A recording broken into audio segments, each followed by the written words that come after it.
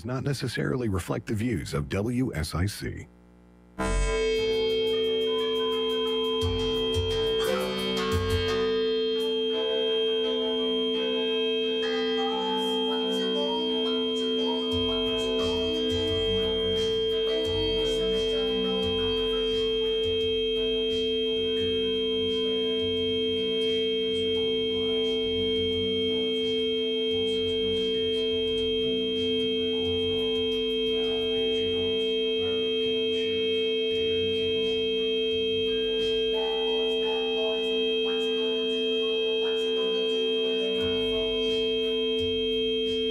What is a great Wednesday? Here with Good, the Bad, and the Guilty. I'm Sheriff Darren Campbell. Today I have Bill Handy to my right, if you look at that, and Sean Rowe, which is one of our threat investigators.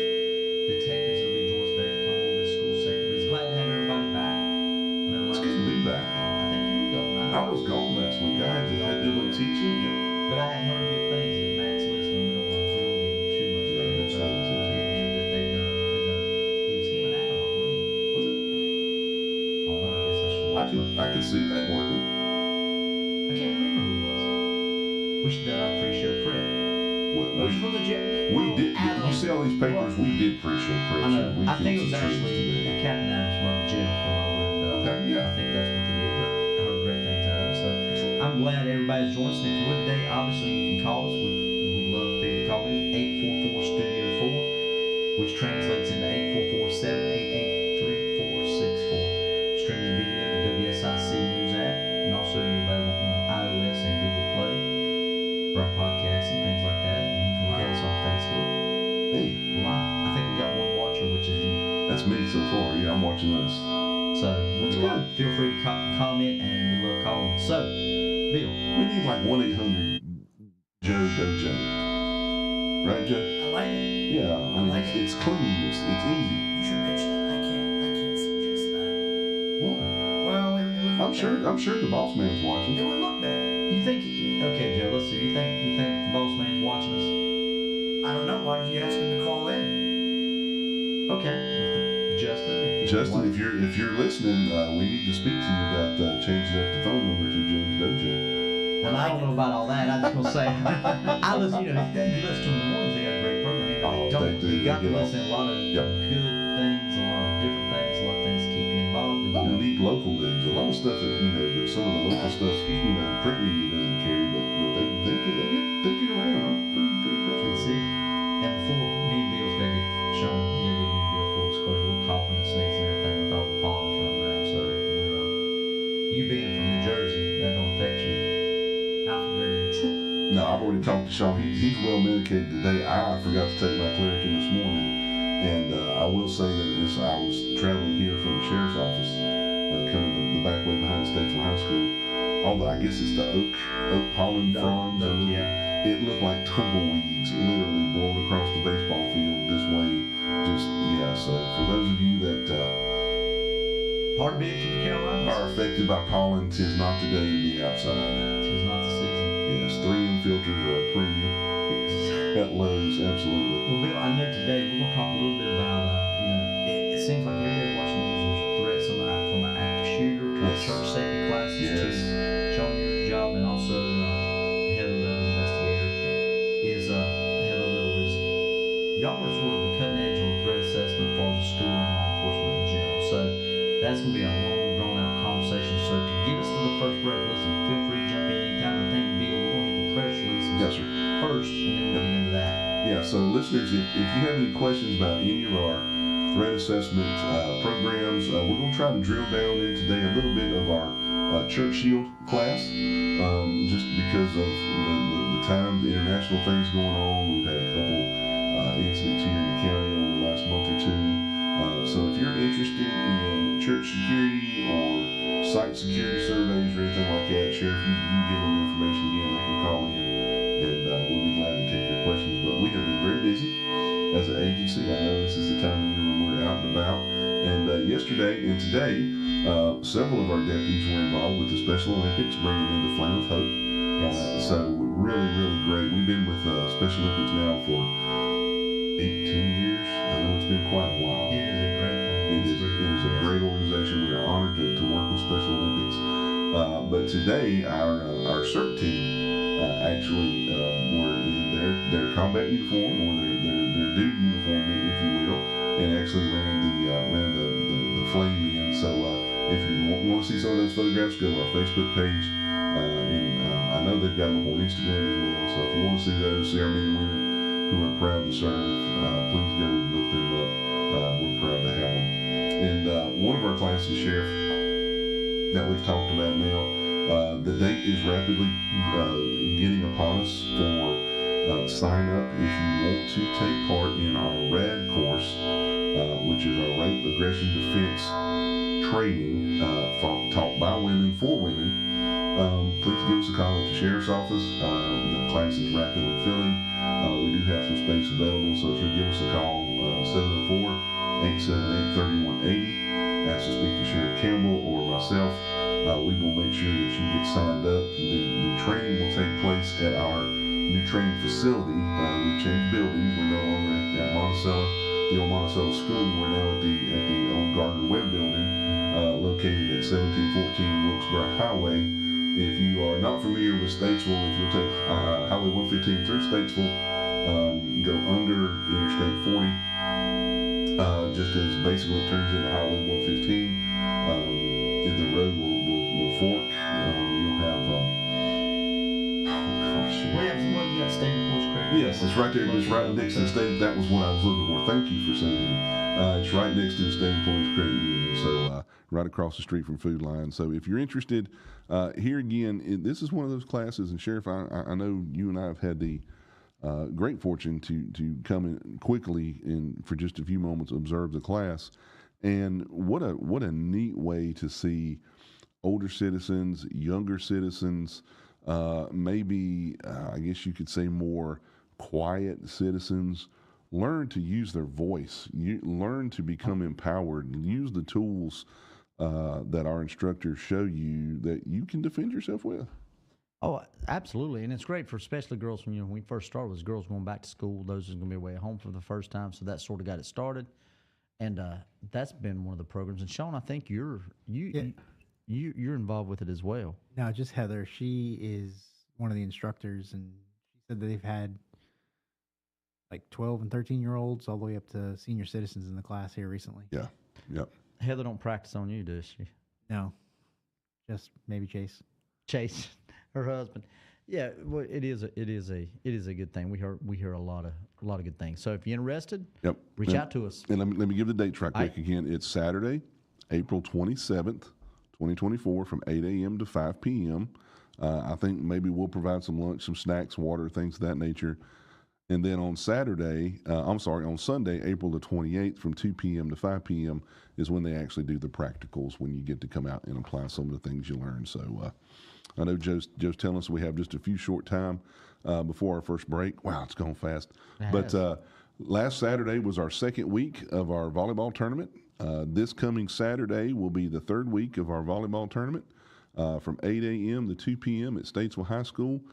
Please come out and support these young men and women that are playing. I think we have 300 players, Sheriff. 300 kids. 300 or north of that. That is awesome. Awesome. And, we hear a lot of people say, when something tragic happens in the community, how can we get involved? How can we get involved with our youth? We see it every day in Charlotte. Well, I shouldn't say where, but south of us. Come be involved and watch it. Come out and support these children. We'll be back in about 2 minutes.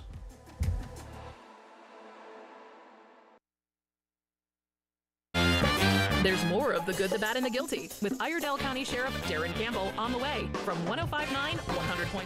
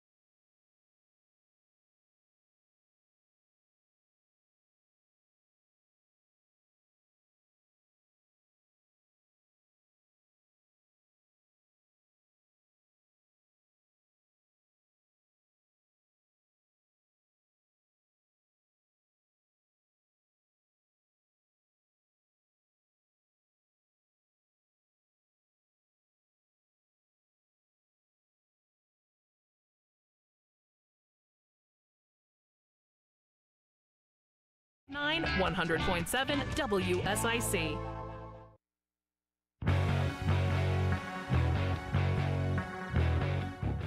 All right, ladies and gentlemen, thank you so much for tuning in today. We know the speaker works. Yes, these Well, our headphones are earphones. working, Joe. The volume is excellent, brother. Woo. Good to hear. Need an audiologist after that one. If you could recommend a good one, let me know. Ladies and gentlemen, thank you so much again for tuning in with us today to The Good, the Bad, the Guilty. Have Sheriff Campbell with us today. Have Detective Sean Rowe also is one of our guests today. I'm Bill Hamby. Have the pleasure to be Chief Deputy here at the Sheriff's Office. If you want to call into the show, ask us any law enforcement related questions or anything to do with church security or site assessment security surveys, please give us a call at 844-788-3464 or 844-STUDIO-4. You can also watch us through a streaming video live at WSIC News app, also available on iOS and Google Play. So if you can't find WSIC, you're just not looking. And us old school people, Facebook. The Facebooks. No, you never On the thought us old interwebs. people's a Facebook. Yeah. Sean, So- one day we'll tell you how rough we used to have it as patrol deputies and how y'all got it easy now, but we won't get into that subject. Especially from New Jersey. Get the Jersey thing. Okay. You just look like Jersey. Sounds like Jersey. There's no way that's a Florida accent. Fort Lauderdale. Ladies and gentlemen, Fort I Lauderdale. tell you what, ladies and gentlemen, if you could, give us a like on Facebook if you think Sean's voice sounds like he's from New Jersey. Just hit that like button and let us know how many people that accent. And if you say use guys or whatever that is, No clue, boss. see, that was a test. I want to see if you knew. Okay. All right. So, Sheriff, Well, hold on. You got any press releases you need to finish? Any good ones that we had? just we can talk about a couple. We have arrested. We made some I know good there's arrests, been a and lot of them. one of which kind of segues into our topic today. If I could get through all of them. Let me get back here to my stack here. You caught me unprepared. Talk about Alejandro Castanon, 40 years old, of 108 Sterling Terrace in Mooresville. We arrested him on Sunday, April the 14th. Apparently, he had gone into one of the churches down there. I believe it was Jehovah's Kingdom Hall of Jehovah. Sean, from what I remember, he is familiar to them. He's a member of the church. We have dealt with him before on done, various calls. Some security stuff around him as Yep. well. And basically, he was being disruptive in the church service, and the ushers in the church went to try to get him to stop his disruption and then to get out of the facility. He assaulted one of them significantly, from what I understand. Our deputies arrived, and he proceeded to refuse to be arrested, refused to obey commands, and ended up fighting with a couple of our deputies. We were able to get him into custody and charge him with several different charges. 4 counts of felony assault inflicting serious injury, 2 counts of misdemeanor resist, obstruct, and delay, misdemeanor assault, misdemeanor disorderly conduct.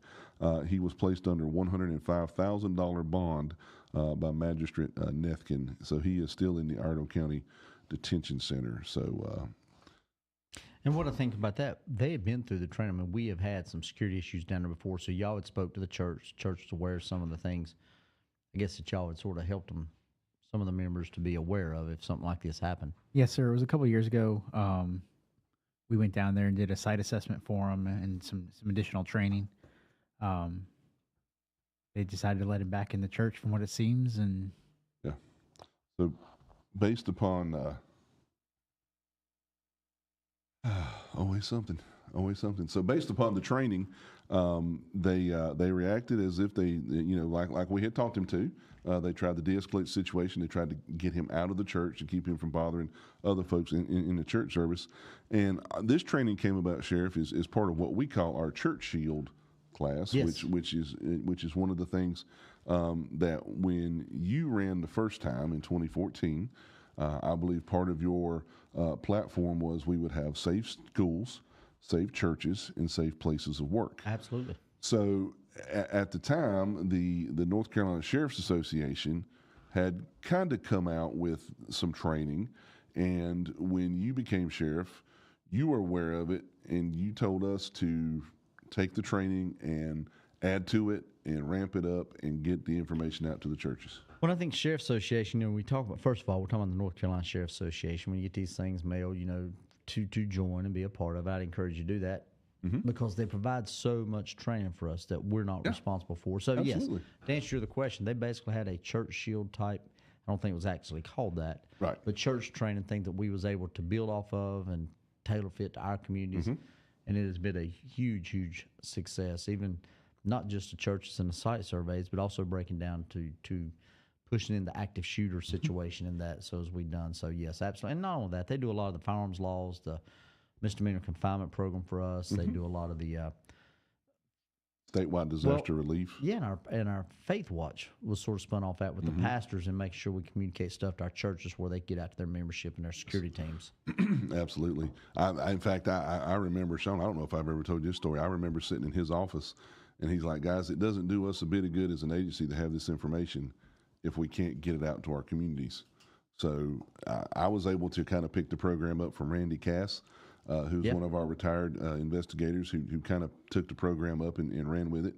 I tweaked it a good bit, and I was able to give several hundred presentations of this class. And then you and Heather picked up the mantle, and y'all have done great things with it, kind of redesigned it, the format, and now it's able to be given out in a good, timely manner to our churches here in Otter County. Yeah, we've spent a lot of time doing a lot of research and training, reading some additional books by some key members of the church security community. We get the training out, and it's about an hour, depending on the security team that we're talking to and the questions. It's very open format. We like to have more of a conversation than just standing in front of a screen and talking at them. Yeah. We really provide them a guide on how to set up the security team for their church. Some of the big churches are very different from the smaller churches and how they want to proceed. Yeah. Well, one of the neat things, and I remember, Sheriff, I know you came to many of the presentations I was able to give, and it's really neat that you can take the same concepts that we teach. Oh, There you go. Get them on the line. Caller, Joe, you said we had a caller. All right. Hello, caller. Can you have a question for us? Hi, yes. This is Annie Dance with AnnieDance.substack.com is my Cops in Congress newsletter. I called last week, and I understand my question may be best suited for the sheriff. Would Josh Stein announce that the rape testing kit backlog is, quote, over? However, public information on their website shows that it's currently still being tested as of November 2022.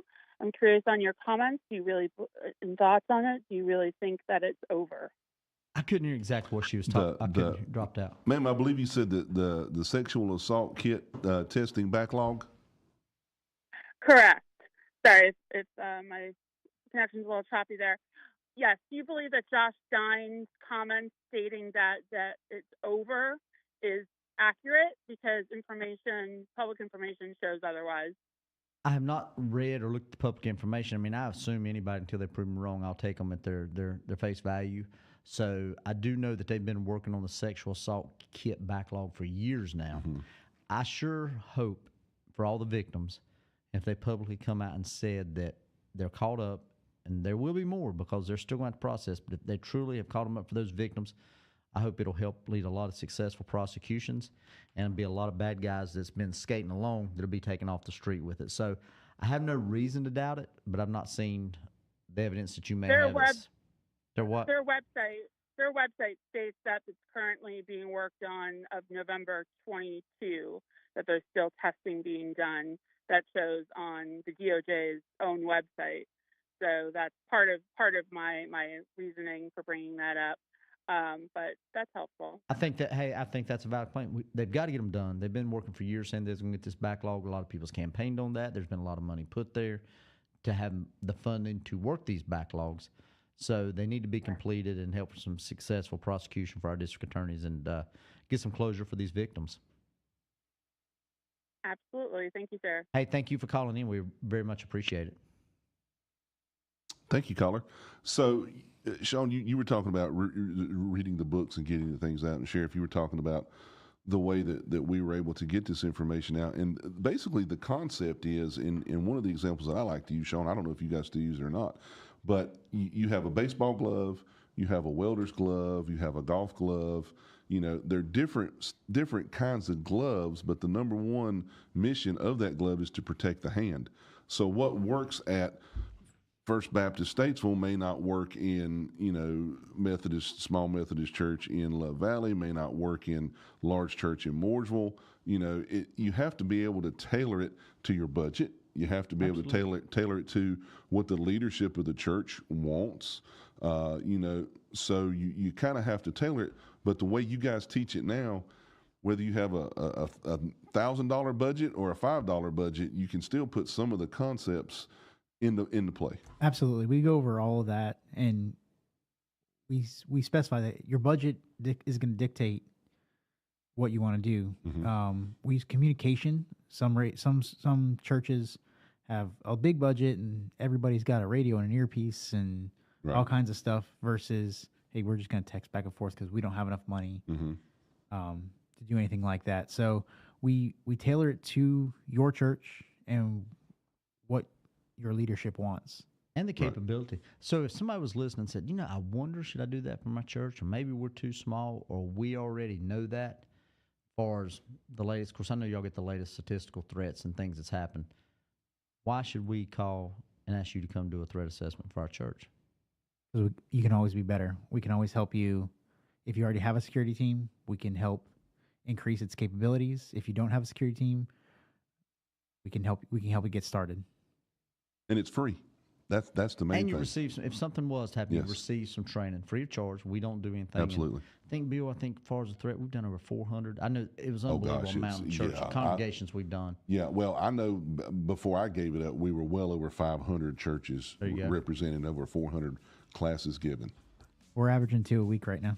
2 a week. All right, we'll be back in about 3 minutes, and we'll finish up our program.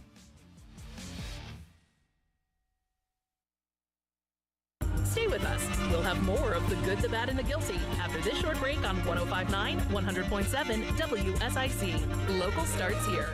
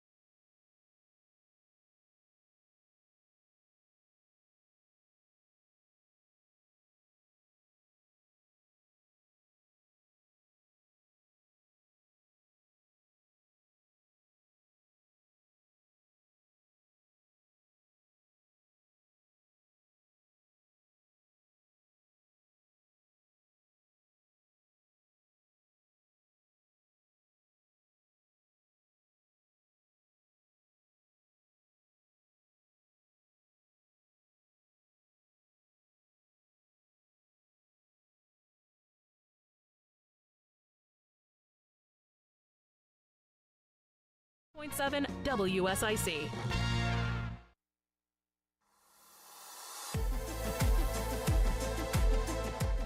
All right, ladies and gentlemen, thank you for tuning in or staying tuned in to The Good, the Bad, the Guilty today here on WSIC. Got Sheriff Darren Campbell and Detective Sean Rowe with me. If you have any questions about the topic we're talking about today or any other law enforcement related questions, please give us a call, 844-788-3464 or 844-STUDIO-4. Of course, we're streaming live on Facebook. You can stream live on the WSIC News app. And we are available on iOS and Google Play and X, right, Joe? You're everywhere. See, you was in there sleeping. I got you. You's awake now. I was making sure you were on. Justin, the air. just for the record, he was back here snoozing, Sheriff. And you know what? We've noticed Justin he must not be a He must not be faithful calling in. fan He of the must good, the bad, He and the must not guilty. be. I don't know. I thought we were tight like that. I don't Oh, know. it was too. We had to renegotiate our contract. Yeah, there you go. Never mind. We're not going to renegotiate. Joe, don't tell him we said that. Edit that. Edit We're that good. out, We're Joe. good with All our right, contract. I can cut that. Don't worry. All right. So before we left, we were just getting into, and Sean, you brought up a great thing, and Sheriff, you asked him a great question. He answered it great about crime statistics dealing with houses of worship. Yep. Okay. Now I know that we call it Church Shield. This is for any religious organization in Iredell County. Absolutely. Okay? In any house of worship. So you had some stats, or you provided us with some stats here. So why don't you inform our listeners as to kind of what we have here?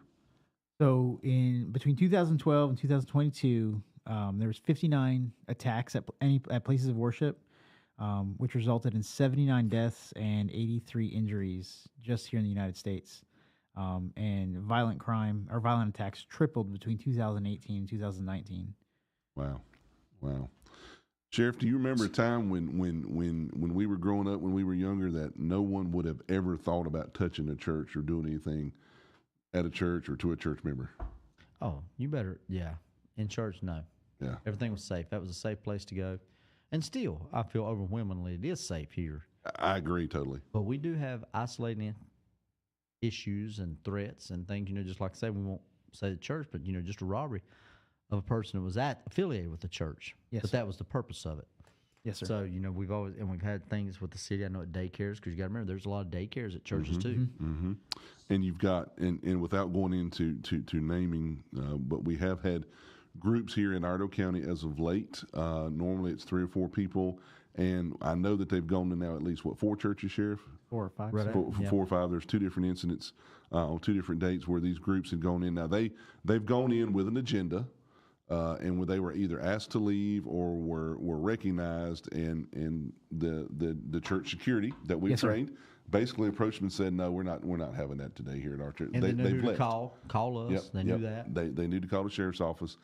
This group has left, so we have that. And then, as we just said in our press releases, where we had the gentleman involved with an assault down in Mooresville area.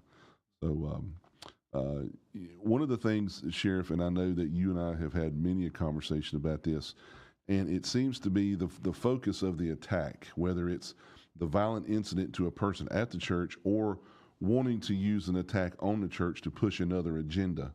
And I know that you and I have had many a conversation about Dylan Ruth with the attack down in Charleston. Sean, I know you and I have had conversations, and he used an attack and murders of individuals at a church in Charleston to try to push his political agenda of starting a race war. So basically, for those of you that may not be familiar with Dylan Ruth, a white male asks to come into a African American church in Charleston for a Bible study. Yeah. Fortunately, this church had a security camera. They're one of the things we talk about. We always recommend cameras. And happened to catch him going in, and he went into a Bible study with these folks, actually sat down and studied God's Word, and about 45 minutes later pulls out a 45 caliber Glock and murders several individuals and then gets away. And ironically enough, was stopped in Shelby, North Carolina, where he was taken into custody at before he was extradited back to South Carolina. But he could have just as easily picked our town. He just could as easily picked Davidson or, Statesville, Charlotte, anywhere to do these crimes. So one of the things we have to be prepared is just be prepared and be vigilant.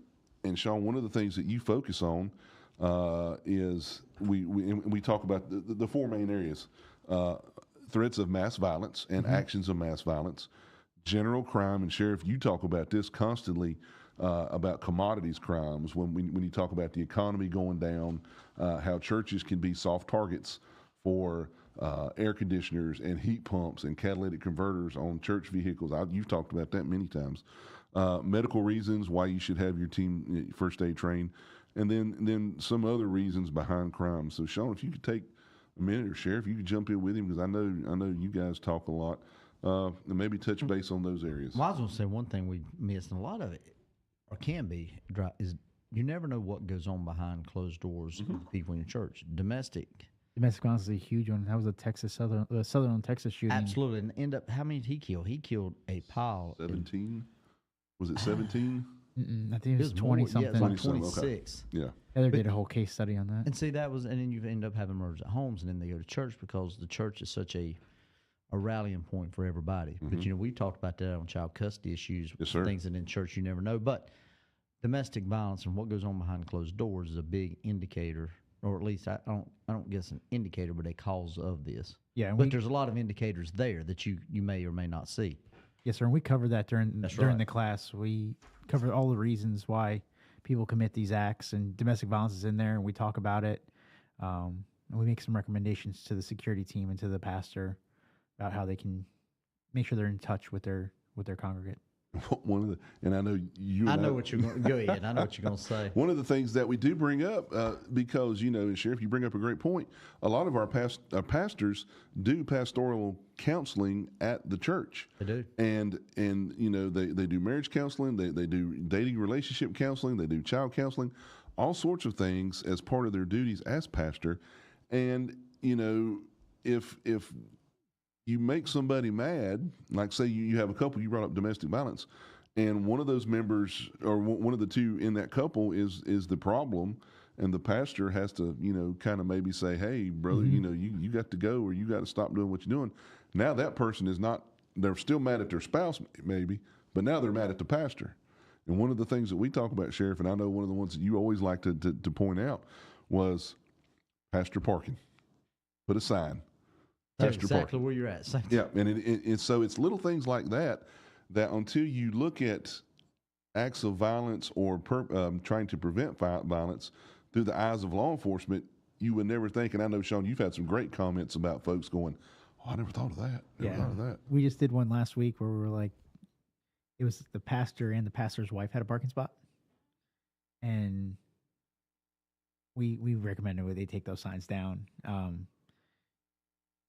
For somebody that's going to try to come and do violence, you don't want to know who the leader of the church is, or their family, if they're going to be the target. Well, I think routine has to change. Even at the office, they put sign, and every time you turn around, there's signs somewhere. But you got to change your routine. Your schedule can't be the same. Right. And I maybe think change the vehicles. And we've learned a lot of that just from officer safety training through the years. But we try to pass that along to our churches that may or may not think about it. One of the things we think about is. Bill and I, we've demonstrated, and Sean, I'm sure y'all have too, is when you're shaking somebody's hand, you're meeting them, you hug them, you're putting your arm on, reaching.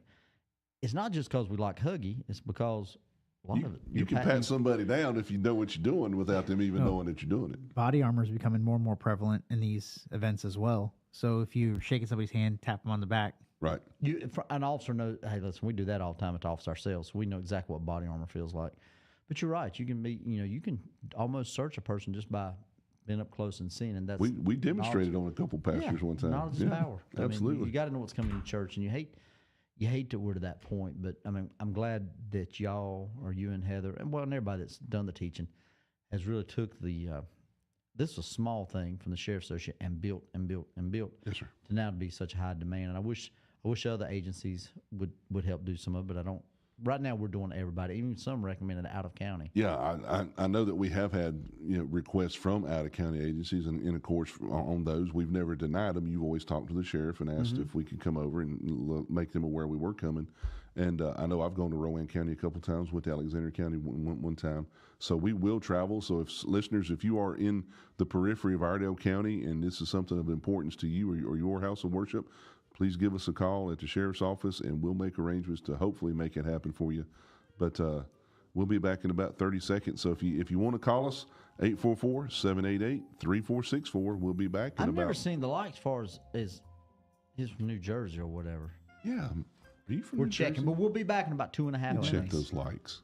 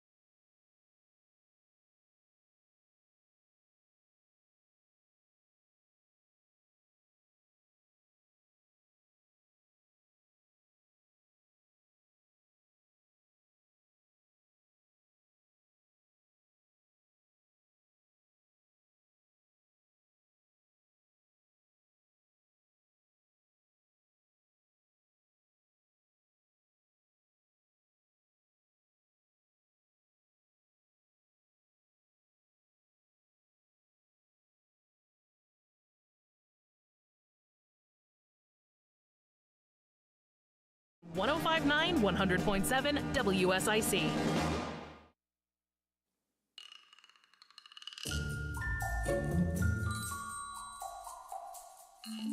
Great music, Joe. We appreciate it. Welcome back. I believe this is the last segment today for the This good, is bad, and it. the guilty. This is it. Where's I know. this hour gone? Golly. I'm telling you. Hey, and listen, we were sitting there talking off air, and obviously, you still give us a call at 844-788-3464. Facebook, you can comment. But we're sitting here talking about ideas for future shows. Yes. Who we'd like to see bring on or who would like to be in here. And we thought of several people. You know, we get a lot of things. We can talk about the office and our threat assessment. We can talk about fraud and crimes and press releases. But some good things that the community would really like to hear from us. We got a lot of ideas, but who would you like?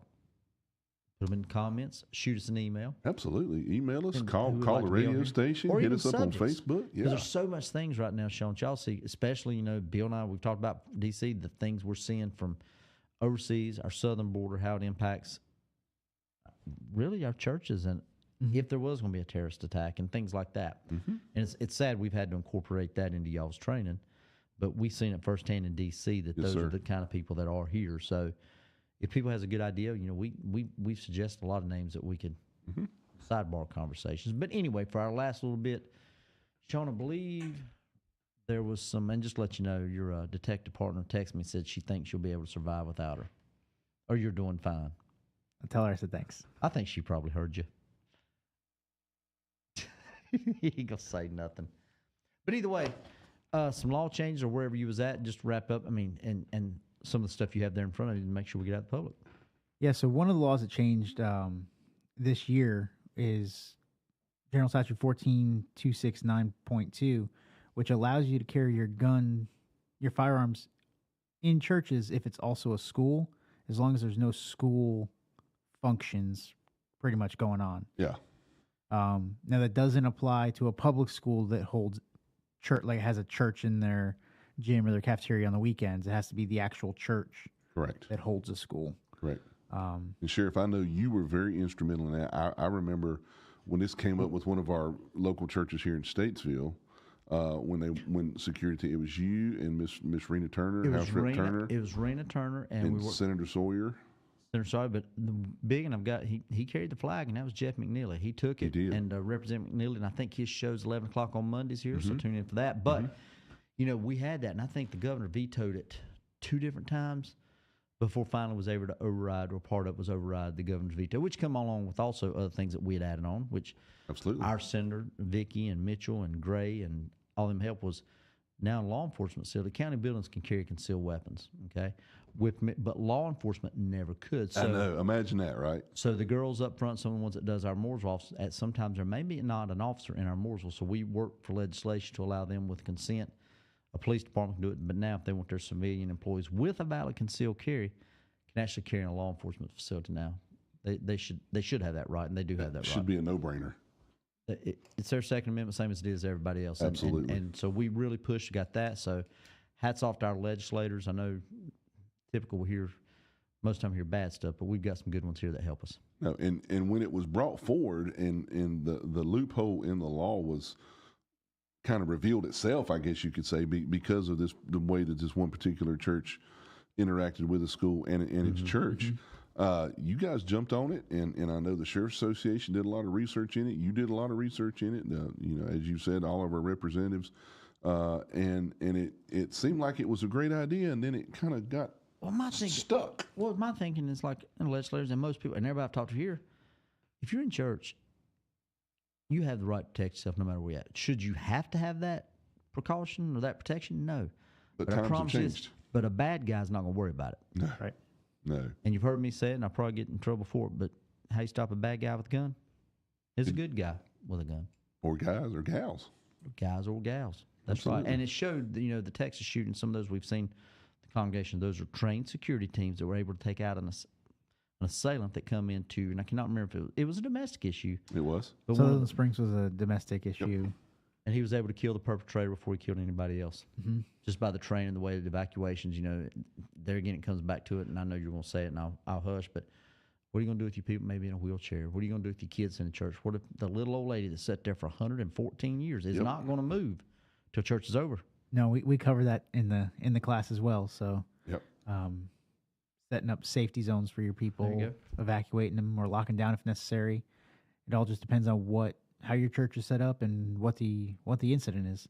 And one of the things, Sheriff, that I know that we specifically took from law enforcement training and put in the church shield class was officer presence or high visibility at the church. And I don't know who started this concept, but it just works so seamlessly with what churches are doing, and you can integrate it into church security, is your welcoming teams, your parking teams. Absolutely. Out of the parking lot, bright yellow vest, bright orange vest, or at least being seen. Well, we know presence is a number one deterrent. Presence is a number one deterrent. And Sean, we've talked about this before, and our patrol guys, can't say enough off to our patrol guys on Sunday. Every Sunday, they know most of the morning, mid-morning, what they're going to be doing. If they're not on the call, they better be at the church. Security checks at churches. And how many people come and say they see the deputies right through? And, we don't have, knock on. knock on some wood. But we don't have the car break-ins, and we don't have the people hanging around church because the presence is there, and what they're not, the security teams have learned to take over. Absolutely, and that's key is having someone outside the church or having some sort of visibility outside the church. And Sean, you brought up a key point. Even for a church with the smallest, most minuscule budget, you can still get little bitty radios. Obviously, our security team at my church, and I won't use the name of the brand, but when they brought these little bitty radios, and I'm like, there's no way that'll work. And they're the best little 16-channel radio. Get that in a little earpiece for like $30. Yeah. So that someone outside the church, if they see a threat, can talk to someone inside the church, and you can start lockdown procedures or hardening procedures to make sure people inside your church are safe and keep that threat outside the building. That's the biggest thing is we want to keep people out, right? Like if they're coming in to do harm, let's have that fight outside, not inside where there's all the people. Yeah. Well, and there's a lot of questions. You know, you'd be amazed when you go now. Everybody has cell phones, but if you was to call 911, we do phase 3 or we do triangulation, so we can pin it down. But at our church, I was telling them, how many of you just don't have the address in your phone? How many of you know the actual physical address? Tell somebody to get here, without ecom having to triangulate it and track down the best point available. And here again, and Sean, and here again, I'm stealing your thunder, I know, but I get excited about this class because I enjoyed teaching it. But one of the things that we stress is if the church has the capability of having a hardline, old school phone where you can dial 911 and just leave the phone off the receiver. One, it lets us know that address because the ecom has those capabilities. And two, it's a passive listening device. So those of us that are responding can get information from that phone off the hook to give us, is it more than one assailant? You know, are they using names? You know, all sort of today good you have to be over 35 to know how to use one of those. Joe, do you know how to use a rotary phone? I do. Okay, just checking. Do you believe me? I'm impressed. I'd If like my to see kids you had do to wait it, but to I take think the so. 9 or the 8 and turn it and let it spin all the way back around, they'd have a fit. Yeah. They'd have a fit. Yeah. You can also text 911 too. So if you're in an incident where Yes. you can't get on the phone, text and they'll respond back just like they were on the phone with you. And here again, some of the churches that are on the close to the borders of Iredell County, just because you dial 911 may not be the Iredell Comm Center.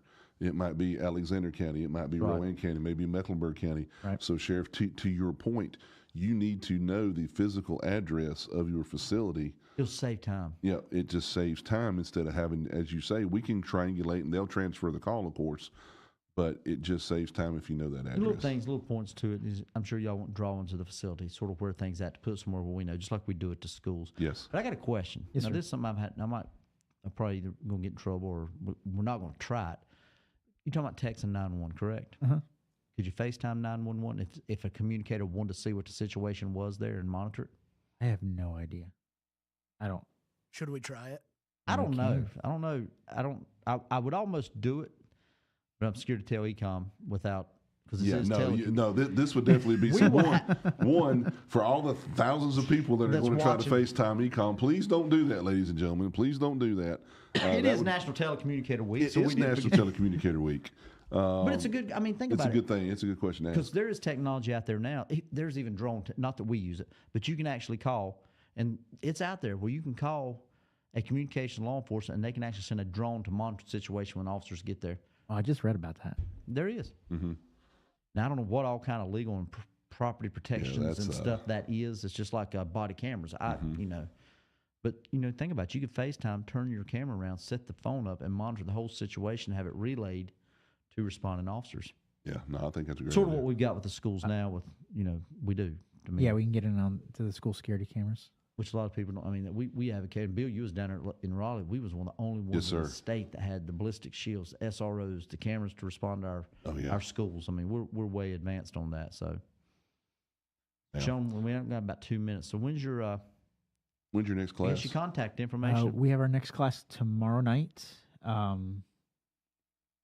And we've got some other ones coming up in the next few weeks. But if you want a church shield class, just let us know. Contact the sheriff's office. Detective Sean Rowe. I'll get it scheduled for you. Or Heather. Or Heather. or anybody can get a hold. She's of off today, so. Yeah. Or Sheriff Campbell. Yeah, Any of us will be glad to set you up a class. It is a cool thing. It's really mushroomed into what we're doing, and that goes into the active shooter and the school safety and the threats. I mean, everybody. We knows. teach active shooter classes to churches too, so And Three, like, and what'd here you say? again, and I know our times we got 30 seconds, but in closing, the way we teach these classes, they just kind of seamlessly It's fun. run together. Active shooter, church security, and to have a They good don't site end on security, time, but that's not our fault. and to That's- have a good site security assessment. Man, it just makes those churches and those houses of worship so much safer. Well, the hour has gone. Sean, appreciate you being here. Yes, sir. We will be back next week, Good Lord willing. 3 p.m. Wednesday, and everybody have a good rest of their week. Serving you better than ever before. 105.9 100.7